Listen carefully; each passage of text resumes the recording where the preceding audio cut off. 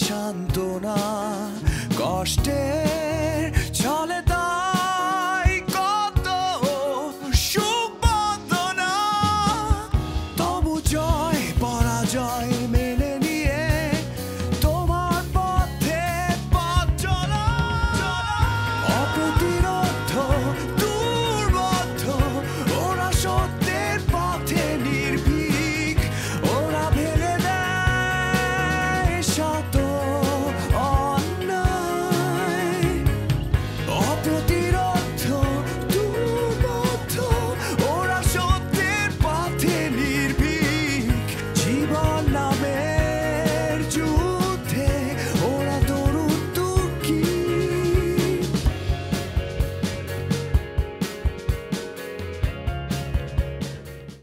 বেশ কিছু big big plans আছে যারা খালি নিজেদের পার্সোনাল লাইফটা নিয়ে কনসার্ন না হয়ে দেশের জন্য মানুষের জন্য কিছু কাজ করতে ইন্টারেস্টেড। আপু এই যে আমরা রাস্তায় রাস্তায় বস্তিতে বস্তিতে স্টুডেন্টস খুঁজতেছি কিন্তু আমরা কি আদৌ স্টুডেন্ট পাবো এবং পেলে ওরা কি আমাদের নাইট স্কুলে যাবে? আপনি আসছেন কোথেকে? কোন এনজিওর? এনজিও আমি যেখান থেকে ইচ্ছা সেখান থেকে আসি, আপনাকে কেন আমার কার্ড দেখাতে হবে? প্রথমত হচ্ছে আমি কোনো এনজিও থেকে আসি নাই, আসলেও আমি আপনাকে কেন কার্ড দেখাবো? আপনি কোথাকার কে? এলাকা ঢুকতে হলে আমার সাথে কথা বলতে হবে, আমার পারমিশন নিতে হবে, এবং বাচ্চাদের সাথে কথা বলতে হলে আমার পারমিশন নিতে হবে।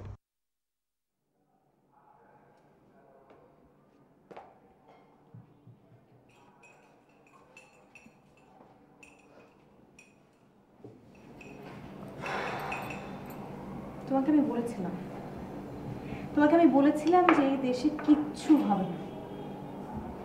তুমি ইমোশনাল হয়ে গেলে, তোমার সঙ্গে সঙ্গে আমিও ইমোশনাল হলাম। ইমোশনাল হয়ে একটা ভালো কাজে নিজেকে ইনভলভ করি, লাভ কি হলো? আজকে আমরা দুটো মেয়ে ওই সমস্ত গুন্ডা পান্ডার হাতে আর একটুর জন্য পুরো হ্যারাস্ট হইনি। তুমি একটাবার ভাবতে পারছো আগুন, আজকে কোনো কারণে তুমি যদি ওখানে না পৌঁছাতে, তুমি ওখানে না থাকতে, আমাদের কি হতো? আমরা দুটো মেয়েকে ওখান থেকে সেফলি ফিরতে পারতাম? একবার ভেবেছো? কিচ্ছু হবে না এইসব দিয়ে। কেন? ওখানে কোনো মানুষ ছিল না? তারা কিছু বলেনি? হ্যাঁ, মানুষ তো ছিল, তার শুধু তাকিয়ে তাকিয়ে শো দেখেছে। একদম মেপে 50 গজ ডিস্টেন্স রেখে ভিডিও করেছে। হোপফুলি কালকে ফেসবুক আর অন্যান্য সব সোশ্যাল নেটওয়ার্কিং সাইটসে চলে আসবে। আমি তো রীতিমতো একদম ভয় পেয়ে গেছিলাম। মানে যে ছেলেটা আমাদেরকে থ্রেট করছিল ওর সাথে 4-5 মাস্তান টাইপের ছেলে ছিল, আর আমাকে আর আপুকে কন্টিনিউয়াসলি থ্রেট করছিল যে আমাদেরকে আটকে রাখবে, যেতে দেবে না, আমরা কিডন্যাপার্স, এইসব কথা বলছিল। আমি যে কি করব কিছু বুঝে উঠতে পারছিলাম না। তারপর আসলে স্যারকে ফোন দেওয়া ছাড়া আর কোনো কথা, দ্বিতীয় কোনো কথা আমার মাথায় আসেনি।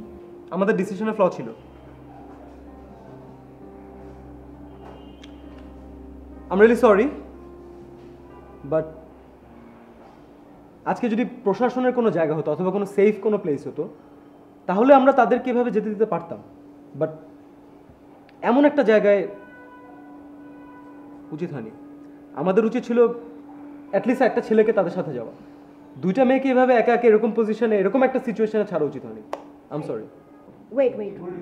ওয়েট, আপনি কি কোনো কারণে জেন্ডার ডিসক্রিমিনেশন করছেন?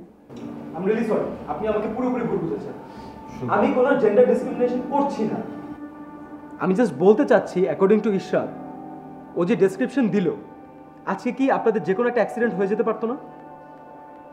আপনি সমাজকে পরিবর্তন করতে নেমেছেন, আপনার নিজেরই তো কোনো ঠিক থাকতো না। আমাদের তো আপনাদের সেফটিটাও চিন্তা করতে হবে। আপনারা না থাকলে, আমরা সবাই না থাকলে পরিবর্তন করবেটা কে? আমি এজন্য বলছি আপনাদের সাথে যে কোনো একজন ছেলে অথবা এরকম সিচুয়েশনে আমাদের যাওয়া উচিত। আমরা তাদেরকে তো রিস্কের মধ্যে ফেলতে পারি না। আপনি অবশ্য কথাটা ঠিকই বলেছেন, কারণ আজকে জানাগুন আমি এত বেশি টেম্পার লুজ করে ফেলেছিলাম। মানে ওই ছেলেগুলো এত বেয়াদবি করছিল, এত মিসবিহেভ করছিল, আমি তো ভুলেই গিয়েছিলাম যে আমার তোমাদের কাউকে ডাকা উচিত। থ্যাংক গড যে ঈশ্বর বুদ্ধি করে তোমাকে ফোন করেছিল, তা না হলে আজকে সত্যি একটা অনেক বড় অকারেন্স ঘটে যেত।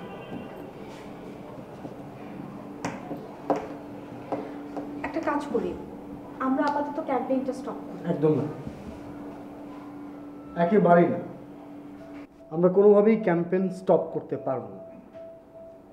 হ্যাঁ, we have to think 1 time 2 times 3 times 4 times, but আমরা সবাই মিলে একটা ডিসিশনে আসি যেটাতে আমাদের যে এররসগুলো আছে সেই এররসগুলো কীভাবে সলভ করা যায়। But we can't stop our campaign. Right আগুন, আমি আপনাকে সম্পূর্ণ সমর্থন করি। বিচ্ছিন্ন কিছু ঘটনার জন্য ক্যাম্পেইন অফ করার কোনো মানে হয় না। স্যার, আমি একটা কথা বলতে চাই।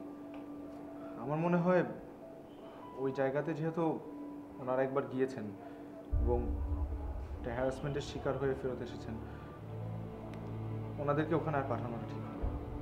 যেহেতু আমাদের এখনও সার্ভে করা বাকি, অনেক ইনফরমেশন গ্যাদার করা বাকি, সো আমাদের মনে হয় আমরা গেলে ভালো হয়, তাই না? আর ওখানে যদি 10টা মানুষ থাকে, 2টা মানুষ হয়তো বা খারাপ, কিন্তু বাকি 8 জন তো ঠিকই ভালো মানুষ আছে। আমাদের উচিত এই 8 জন মানুষকে খুঁজে বের করে তাদেরকে প্রশ্ন করা, তাদেরকে জিজ্ঞাসাবাদ করা। স্যার, না, that's a very good idea. তাদেরকে তো অলরেডি অনজন চিনে ফেলেছেন, আর ডেফিনেটলি ওইরকম একটা সিচুয়েশন, হ্যাঁ, হয়তো খুব ভালো মতো যদি আমরা না পারি, তো অ্যাটলিস্ট মেয়েরা তো সেফ থাকবে, আমরা তো কিছু হলেও ট্যাকেল করতে পারবো। কি বলেন?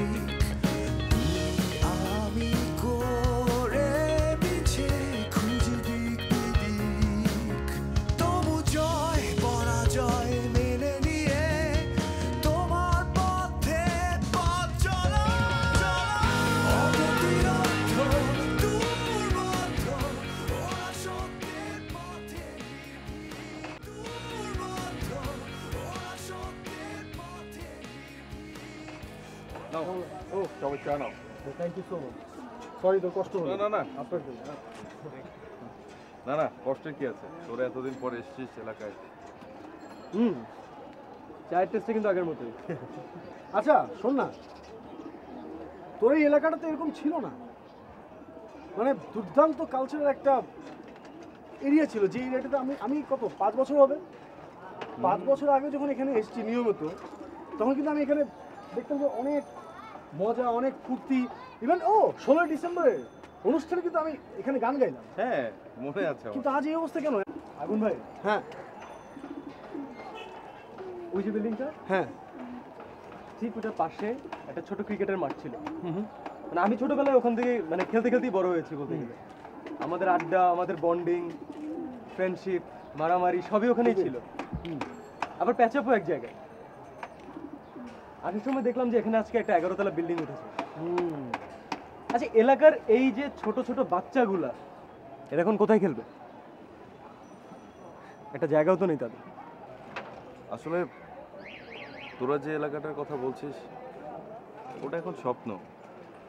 তখন জুনিয়ররা সিনিয়রদেরকে মানতো, এখন তো সেটা নেই। এখন জুনিয়ররা সিনিয়রদের মুখে মুখে তর্ক করে, বিষয়টা হাতাহাতির পর্যায়ে চলে যায়। কি দরকার আছে? প্রত্যেকেরই তো আত্মসম্মান আছে, এই কারণে সিনিয়ররা কোনো কিছুতে ইন্টারফেয়ার করে না। এটা আবার কেমন কথা? সিনিয়রদের সাথে জুনিয়ররা কেন বেয়াদবি করবে? যখন কারো স্বার্থে আঘাত পড়ে তখন তো সে বেয়াদবি করবে, আর এই বেয়াদবিটা করার জন্য ওই স্বার্থান্বেষী মহলটা এই জুনিয়রদেরকে সবসময় প্রোটেস্ট করছে।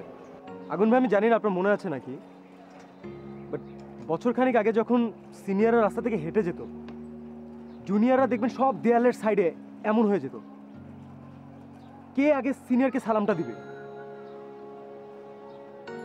এটা কোথায় গেল? এই সালামটা, ছোট্ট সালামটা কিন্তু আমাদের দেশের বিউটি, এটা আমাদের সংস্কৃতি।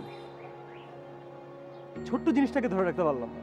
না না, আমি তো খুব বেশি আগের কথা বলছি না, এই তো কয়েক বছর আগেই তো আমি যখন নিয়মিত এলাকায় আসতাম আমি তো দেখতাম যে এখানে সিনিয়রদের ভিতরে চমৎকার বন্ডিং, প্রত্যেকের ভিতরে একটা দুর্দান্ত সম্পর্ক, সবাই একসাথে বসে গল্প করছে। আর আজকে যখন আমি শোন, তোরা যে সময়টায় আসতি তোর মনে আছে? সেই সময় আমাদের এখানকার অনেক সিনিয়র সাথে তোর খুব ভালো একটা সম্পর্ক হয়ে গিয়েছিল, তোকে খুব পছন্দ করতো। সেই সময় আমরা তো সিনিয়রদেরকে মানতাম, আমরা ওই রিলেশনটা মেনটেন করতাম। কিন্তু আজকে সিনিয়রদেরকে ওই রেসপেক্টটা জুনিয়ররা করে না, করছে না। আর এটার জন্য ওই স্বার্থান্বেষী মহল দায়ী। তারা তাদের আধিপত্য বিস্তারের জন্য, তাদের স্বার্থ উদ্ধারের জন্য এই জুনিয়র মহলটাকে ইউজ করছে। তারা কেন সিনিয়রদেরকে মানবে? কে চায় তার আত্মসম্মানটাকে বিকিয়ে দিতে? কোনো কিছু বলতে গেলে বিষয়টা হাতাহাতির পর্যায়ে চলে যায়, যার জন্য এখন যে যার মতো চুপচাপ।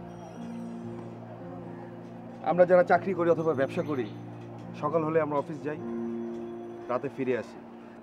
প্রতিদিনই এখানে চুরি, ডাকাতি, ছিনতাই, রাহাজানিগুলো হচ্ছে। আমরা জানি কে করছে, কারা করাচ্ছে।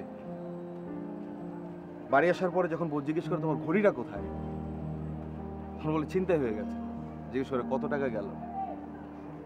বউকে এই গল্পটা বলা ছাড়া আর আমাদের কোনো উপায় থাকে না, শুধু বলতে হয় তাড়াতাড়ি ভাত দাও, খেয়ে দিয়ে ঘুমিয়ে পড়ি, আর্লি উঠতে হবে, সকালে অফিস আছে।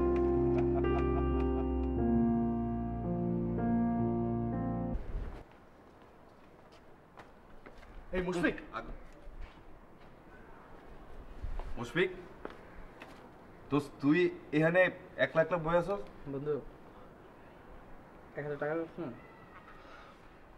আরে টাকা তো কোনো বিষয় না, আয় তুই কি খাবি চল, আমি কিনে দিতেছি, আয়।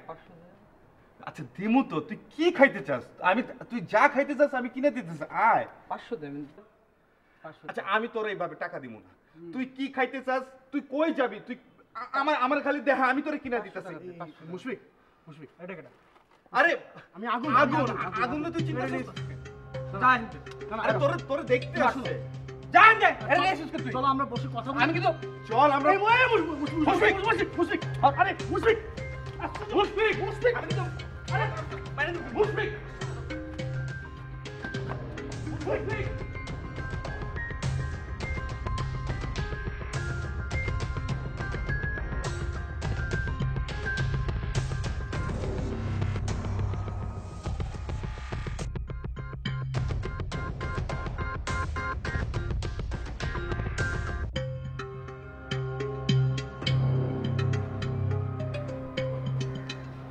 এটা হতে দেওয়া যায় না দোস্ত। আমি তো তোরে আগেই বলছিলাম সম্ভব না, অনেক চেষ্টা করছি আমরা। আমিও তোকে বলতেছি আমাদের এটাই করতে হবে। চল ওকে বুঝাবো, চল।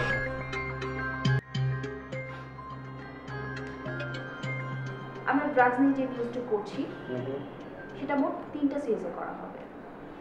ফার্স্ট সিরিজে থাকছে এই ড্রাগসটা কিভাবে এরিয়াতে ছড়িয়ে যাচ্ছে বা কাদের মাধ্যমে ছড়াচ্ছে অ্যান্ড টোটাল ইনফরমেশনটা ছবি সহ থাকবে সেখানে। সেকেন্ড স্টেজটা হতে পারে ব্যাকগ্রাউন্ড হিস্ট্রি খুঁজে বের করা, কারা এটা ছড়িয়েছে, কারা এখনো এটা ছড়াচ্ছে এবং কারা এর পিছে আছে। আর থার্ড স্টেজ হচ্ছে সলিউশন, সমাধান। ফার্স্ট স্টেপ আর সেকেন্ড স্টেপ মানে প্রবলেম আইডেন্টিফাই এন্ড হিস্ট্রি ঠিকঠাক করলাম, থার্ডটা কি করব? কেন আমরা তো কারা প্রবলেমটা ক্রিয়েট করছে, কোথায় ক্রিয়েট হচ্ছে সব বলে দিচ্ছি। আর সেই সাথে যদি পাবলিক অ্যাওয়ারনেসটা ক্রিয়েট হয়ে যায়, পাবলিক তো অনেক বড় একটা পাওয়ার, পাবলিক অ্যাওয়ার হয়ে গেলেই সাথে সাথে প্রশাসন এটার বিরুদ্ধে অ্যাকশন নিয়ে নেবে। হ্যাঁ, কিন্তু আগুন, যতটা সহজ মনে হচ্ছে পুরো বিষয়টাকে, সেটা কিন্তু অতটা সহজ না। কেন? কারণ আমরা সবাই শুধুমাত্র নিউজ পোর্টাল বা সিরিজ অফ নিউজ করাতেই কিন্তু কনসেন্ট্রেট করছি। আমাদের এর থেকেও আরেকটা স্টেপ বেশি কিছু করতে হবে। কারণ নিউজ পোর্টালটা তো সবার কাছে রিচ নাও করতে পারে। আমাদেরকে ফিজিক্যালি মানুষের কাছে গিয়ে এই অ্যাওয়ারনেসটা তৈরি করতে হবে, তাদেরকে কাউন্সেলিং করতে হবে যেন তারা তাদের রাইটসের জন্য কথা বলে। কারণ আমাদের মোটোটাই তো হচ্ছে জনগণকে জাগ্রত করা। সেটার জন্য আমাদের ফিল্ডে নেমে ফিল্ড ওয়ার্ক করতে হবে, তাদেরকে গিয়ে বোঝাতে হবে যে নিজেদের রাইটসের জন্য, নিজেদের সমস্যার জন্য নিজেদেরকেই ফাইট করতে হবে। আর এখানে কিন্তু একটা নেগেটিভ পয়েন্ট আছে যেটা আমরা আলোচনায় কিন্তু বাদ দিয়ে গিয়েছি। এই যে ধরো ড্রাগসের মতো এত ভাইটাল একটা বিষয় নিয়ে আমরা নিউজ করতে যাচ্ছি, তোমাদের কি মনে হয় না যে যারা যেসব ড্রাগ ডিলার্সরা আছে যাদেরকে আমরা এক্সপোজ করে দিব তারা আমাদের শত্রু হয়ে যাবে? তারা কি আমাদের হার্ম করতে চাইবে না? So before we expose them আমাদের কিন্তু নিজেদের সেফটি মাথায় রেখে কাজ করতে হবে, কারণ আমরা আমাদের নিজেদের লাইফ কিন্তু রিস্কে ফেলতে পারি না। এই সমস্ত কিন্তু জিনিসগুলো মাথায় রেখে আমাদেরকে আমাদের প্রত্যেকটা মুভ ক্যালকুলেট করে তারপর সামনের দিকে এগোতে হবে। ঠিক আছে, কিন্তু আমার কথা হচ্ছে যে যেসব ইনফরমেশনগুলো আমাদের গ্যাদার করা দরকার সেই সব সাপোর্টগুলো কি আমরা মানুষের কাছ থেকে পাবো, বা তারা কি আদৌ আমাদের পাশে এসে দাঁড়াবে?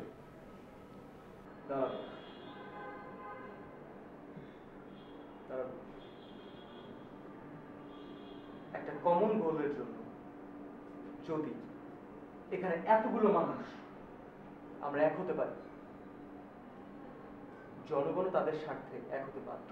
সো ট্রু, তারাও দাঁড়াবে। সো গাইস, অপেক্ষা কিসের? Let's get back to work.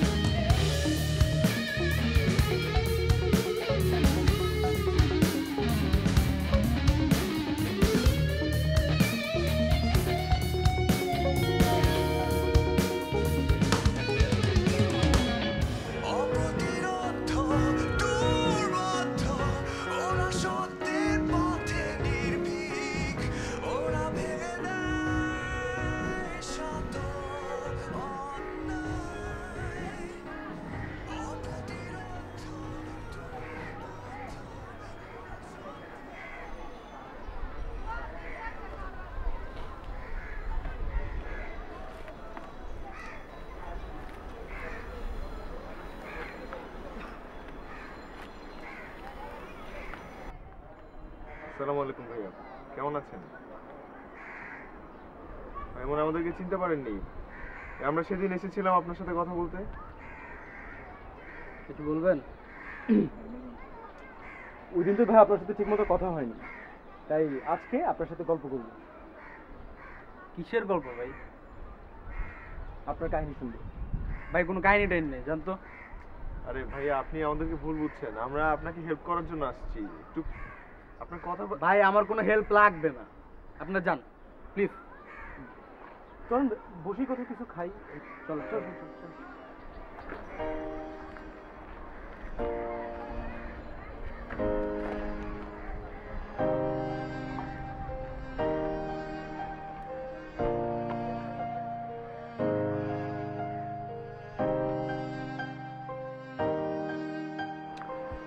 ভাই এবার আপনার গল্পটা বলুন। কি গল্প বলবো ভাই? এসব কিভাবে ধরলেন? ভাই অনেক কাহিনী। আমি এটা মেয়েরে খুব ভালোবাসতাম। আমার সাথে চিটিং করছে। এরপর বন্ধু ছিল দুইটা, খুব ভালো। ওরা একদিন নিয়ে খাওয়াইলো, তারপর থেকে আর রেগুলার ইচ্ছা করে ভাই, খুব ছাড়তে ইচ্ছা করে, পারি না। আর এই মেয়েটার কি আছে, নিজের মতো ভালো আছে, হাজবেন্ড নিয়ে ভালো ভালো। বাসায় আপনার আব্বা আম্মা আত্মীয় স্বজন ওনারা কিছু বলেন না? আব্বা তো মাঝে মাঝে তোর মারে, খারাপ লাগে। আম্মা যখন দেখি কান্দে, আম্মা কান্নাকাটি করলে খুব খারাপ লাগে, ইচ্ছা করে ভাই মাঝে মধ্যে ছাইড়ে দিই, কিন্তু পারি না, খুব ইচ্ছা করে। আমার কান্না সহ্য হয় না ভাই, সহ্য হয় না, বুঝে না কেউ আমারে, কেউ আমারে বুঝে না।